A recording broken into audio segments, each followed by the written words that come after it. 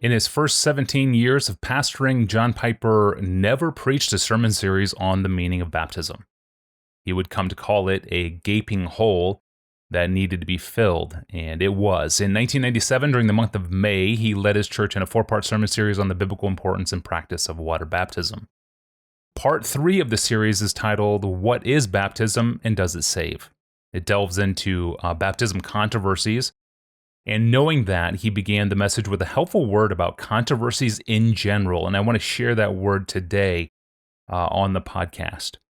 Last Wednesday in episode 1658, we talked about controversy and how to argue like a Calvinist, and there we looked at the gentleness of John Newton in the midst of dispute, a model he took directly from the Apostle Paul's warning that pastors, quote, must not be quarrelsome, but kind, able to teach, and know the art of correcting opponents with gentleness.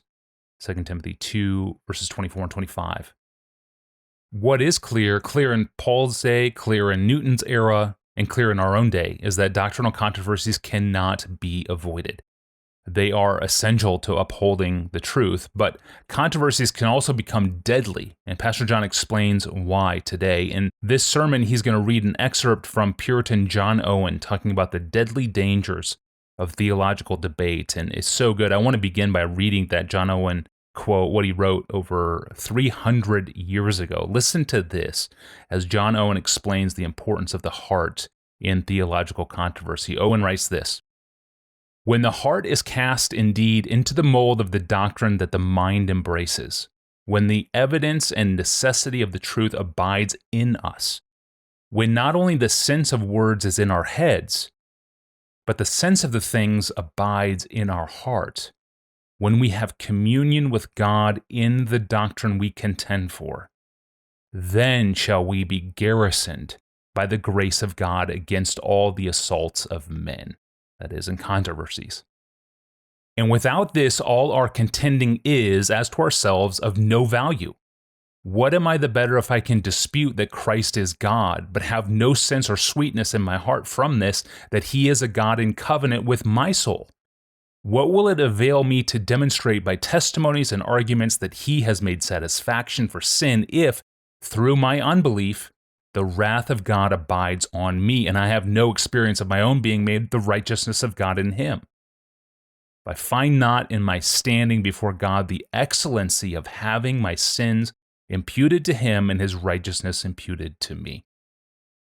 Will it be of any advantage to me to profess and dispute that God works the conversion of a sinner by the irresistible grace of his Spirit, if I was never acquainted experimentally with the deadness and utter impotency to do good, that opposition to the law of God which is in my own soul by nature, without the efficacy of the exceeding greatness of the power of God in quickening, enlightening, and bringing forth the fruits of obedience in me? Let us then not think that we are anything the better for our convictions of the truth of the great doctrines of the gospel for which we contend with men, unless we find the power of the truths abiding in our own hearts, and have a continual experience of their necessity and excellency in our standing before God and in our communion with him. End quote. Wow, that is a powerful warning, and with this warning in mind, Pastor John opened his controversial sermon on baptism, explaining why doctrinal dispute is essential and why it's also potentially deadly. Now, unfortunately, this sermon is one of the rare messages in which the audio recording has been lost. So I'm going to now read what Pastor John wrote in his sermon manuscript. Quote, "Let me begin today with a brief introductory word about controversy. The main thing I want to say is that doctrinal controversy is essential and deadly. And the attitude towards controversy in various groups of Christians depends largely on which of these two they feel most strongly. Is it essential or is it deadly? My plea is that at Bethlehem we believe and feel both of these. Controversy is essential where precious truth is rejected or distorted, and controversy is deadly where disputation about truth dominates exultation in truth.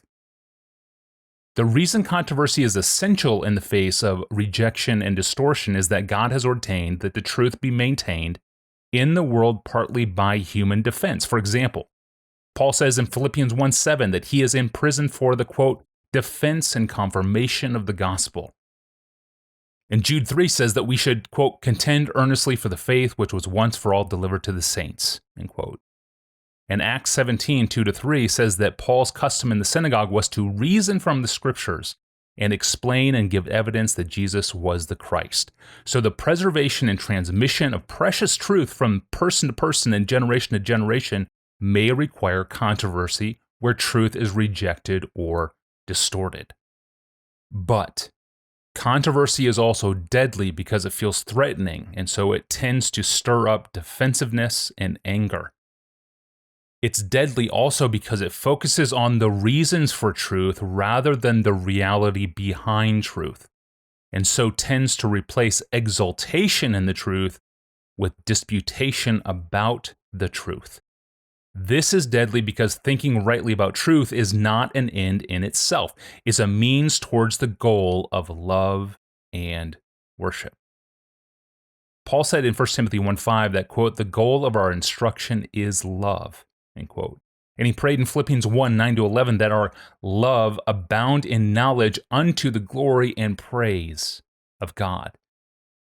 Controversy tends to threaten both love and praise. It's hard to revel in a love poem while arguing with someone about whether or not your sweetheart wrote it. So controversy is essential in this fallen world, and controversy is deadly in a fallen world. We must do it, and we must tremble to do it. A wise counselor for us in this is John Owen, the Puritan pastor from 340 years ago. He was involved in many controversies in his day, theological and denominational and political. But he never ceased to be a deep lover of God and a faithful pastor of a flock. He counsels us like this concerning doctrinal controversy, quote, when the heart is cast indeed into the mold of the doctrine that the mind embraces, when the evidence and necessity of the truth abides in us, when not only the sense of words in our heads, but the sense of the things abides in our hearts, when we have communion with God in the doctrine we contend for, then shall we be garrisoned by the grace of God against all the assaults of men, end quote. I think that was the key to Owen's life and ministry. He didn't just contend for doctrine, he loved and fellowshiped with the God behind the doctrine. The key phrase is this one, quote, when we have communion with God in the doctrine we contend for, then shall we be garrisoned by the grace of God against all the assaults of men. In other words, we must not let disputation replace contemplation and exaltation. I am keenly aware that this series of messages on baptism is more controversial than usual. I am also eager that this pulpit avoid two great errors, losing the truth in the quest for exaltation and losing worship in the noise of disputation. So let us all pray that in our lives and in our church we walk the tightrope balanced by the necessity of controversy on the one side and the dangers of it on the other. End of quote, end of paper. That's a good warning on controversy. And if you want to see the entire baptism series, it's all online. Part 1 is titled, I Baptize You with Water, May 4, 1997. Part 2, Buried and Raised in Baptism Through Faith. It's May 11th, 1997. And Part 3, the one I just quoted from, What is Baptism and Does It Save? May 18th, 1997. And Part 4, What Baptism Portrays? May 25, 1997. Audio is available for the other 3 parts of the sermon series, just this one that there wasn't. Well, Friday we return with a sensitive intimacy question that every couple is going to address at some point, implicitly or explicitly. I'll just leave it at that. I'm your host, Tony Ranke. We'll see you back here on Friday.